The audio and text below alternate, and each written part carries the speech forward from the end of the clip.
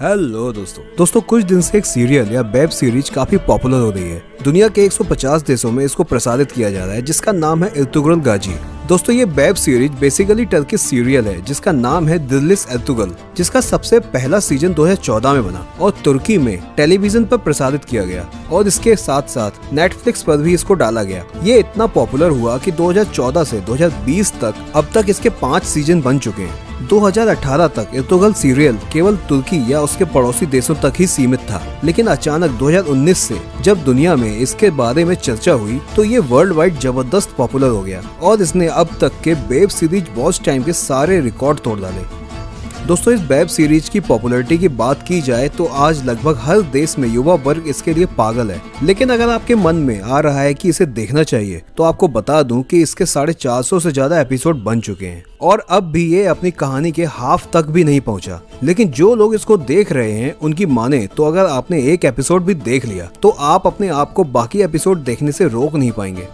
दोस्तों पूरी दुनिया में रिकॉर्ड तोड़ने के बाद इसकी चर्चा भारतीय महाद्वीप तक तब पहुंची जब पाकिस्तान के वजीर आजम इमरान खान ने इर्तुगरुल सीरीज देखी और इतने प्रभावित हुए कि अपनी आवाम से अपील तक कर डाली कि सभी लोग इर्तुगरुल गाजी को देखें, जबकि ये सीरीज टर्किश लैंग्वेज में है। इमरान ने इसे पाकिस्तान में ही उर्दू में डब करके ऑफिशियल पाकिस्तानी चैनल PTV पर प्रसारित करने की घोषणा कर डाली। इसके बाद से ये यूट्यूब और नेटफ्लिक्स पर भी उर्दू या हिंदी में अवेलेबल है। चलिए ये तो बात हो गई इस बारे में कि इर्तुगरुल गाजी की दीवानगी दुनिया में कितनी है, लेकिन आखिर ये दीवानगी है क्यों, आइए आपको बताते हैं। इससे पहले मेरी आपसे रिक्वेस्ट है कि मेरे इस वीडियो को एंड तक जरूर देखें और इस वीडियो को लाइक और शेयर जरूर कर दें और मेरे इस चैनल नॉलेज एटलस को सब्सक्राइब करके बेल को भी ऑल पर क्लिक कर दें। दोस्तों इर्तुगरुल गाजी असल में ऑटोमन एम्पायर या सल्तनत उस्मानिया के उभरने की गौरव गाथा है, जो कि इतिहास के पन्नों से उठाकर बेहद संजीदगी से एक्शन, ड्रामा, परिवार और इमोशन और राज्य धर्म जैसी कड़ियों को पिरोकर बनाया गया है। दोस्तों ये कहानी तुर्की साम्राज्य के बनने से लेकर रिपब्लिक ऑफ तुर्की तक की कहानी है,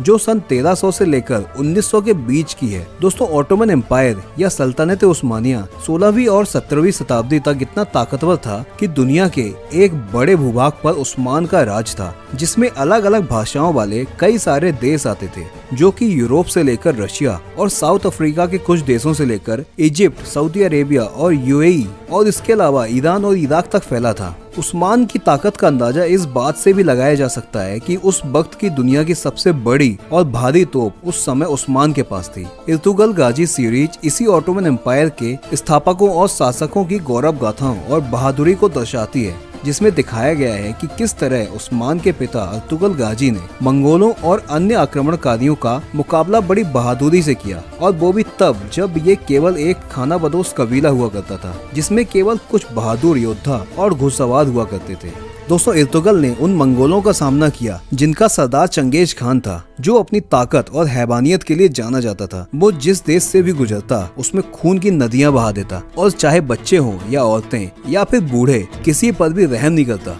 और सबको मौत के घाट उतारता जाता था। मंगोलों के खिलाफ हुई लड़ाई के बारे में बताया जाता है कि जब मंगोलों ने तुर्की पर हमला किया तब इर्तुगरुल गाजी के नेतृत्व में उसके कबीले, जो कि काई कबीला कहा जाता था, उसके 400 घुड़सवार योद्धाओं ने लाखों की मंगोल फौज पर ऐसी बिजली गिराई कि मंगोल फौज अपने साथियों की लाशें तक वहीं छोड़कर भाग गए थे। फिर इर्तुगरुल गाजी का प्रभुत्व और यश इतना बढ़ता गया कि उन्होंने पूरे तुर्की और आसपास के सभी कबीलों को मिलाकर और कुछ को हराकर तुर्की साम्राज्य की स्थापना की। फिर इर्तुगरुल के बाद उनके बेटे उस्मान ने भी अपने पिता के बनाए साम्राज्य का एक्सपेंशन करना जारी रखा। 16वीं और 17वीं शताब्दी आते आते ये साम्राज्य अपने पीक तक पहुंच चुका था और दुनिया पर ऑटोमन एम्पायर का डंका बजता था। लेकिन ऑटोमन एम्पायर 17वीं शताब्दी के बाद थोड़ा कमजोर पड़ना शुरू हुआ, जिसका कारण था अपने बेसिक्स को छोड़ देना, क्योंकि जिस विजन और नियमों के साथ इर्तुगरुल गाजी ने इस साम्राज्य की नींव रखी थी, वो बातें आगे आने वाले शासक भूलने लगे थे। अब ऑटोमन एम्पायर में रिश्वतखोरी और भाई भतीजावाद बढ़ने लगा था,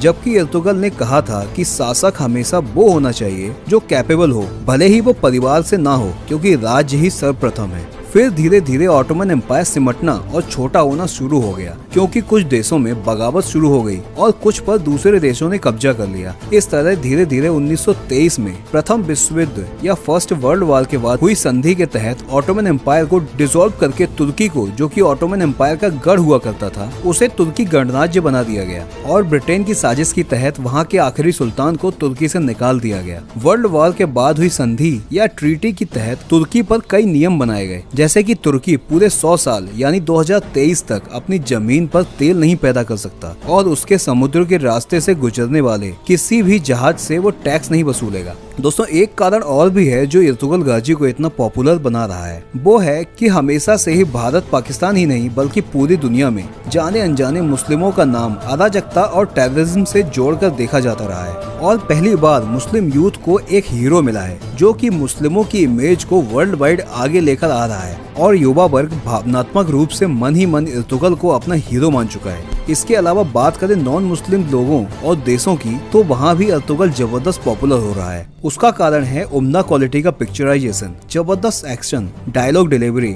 और सीरीज में एक से बढ़कर एक मंझे हुए एक्टर्स और एक्ट्रेसेस का अपने कैरेक्टर को बखूबी प्ले करना। इसके अलावा इसके डायलॉग्स भी आज खूब पॉपुलर हो रहे हैं और इतने दमदार हैं कि कोट्स की तरह इस्तेमाल किए जाने लगे हैं। लेकिन जब भी कोई चीज ज्यादा पॉपुलर होती है उसके साथ ही उतनी ही कंट्रोवर्सीज भी जुड़ जाती हैं। जैसे कि कुछ देशों ने इर्तुगरुल सीरियल को बैन भी कर रखा है, जैसे कि यूएई, सऊदी अरेबिया और इजिप्ट। उनका कहना है कि ये उनके इतिहास को नीचा दिखाने की तुर्की लोगों की साजिश है। इसके अलावा इर्तुगरुल की पत्नी हलीमा का किरदार निभाने वाली इसरा को भी सोशल मीडिया पर साइबर बुलिंग का शिकार होना पड़ा, यानी कई लोगों ने उनके इंस्टाग्राम में जाकर उन्हें गालियां देते हुए कहा कि असल लाइफ में उनके कपड़े हलीमा के किरदार की गरिमा खराब कर रहे हैं। इसके अलावा पूरी दुनिया के क्रिटिक्स का ये भी कहना है कि ये सीरीज मुस्लिम प्रोपेगेंडा के तहत बनाई गई है, जिसका मकसद है मुस्लिम युवा वर्ग को बगावत के लिए भड़काना। बहरहाल लोग और क्रिटिक्स कुछ भी कहें, ये सीरीज अपने रिलीज के 6 साल बाद आज पूरी दुनिया पर छाई हुई है और नए नए रिकॉर्ड्स बना रही है और एक साधारण आदमी से शासक बनने की इर्तुगरुल के जज्बे को दिखाती है, जिसने अपनी बुद्धि और निडरता से अपने आप को हमेशा के लिए अमर बना दिया।